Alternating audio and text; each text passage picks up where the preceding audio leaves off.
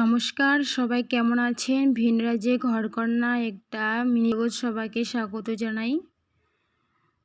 তো আজকে আমরা আসি ঘুরতে এই শ্রী গজানন মহারাজ মন্দিরে।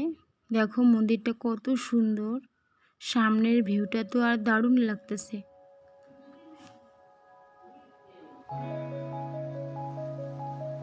আগেও একদিন এসেছিলাম কিন্তু ভিডিও করতে পারিনি।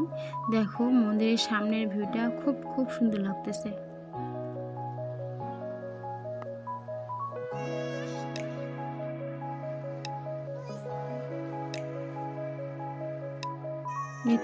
ত্রিশূল বাবা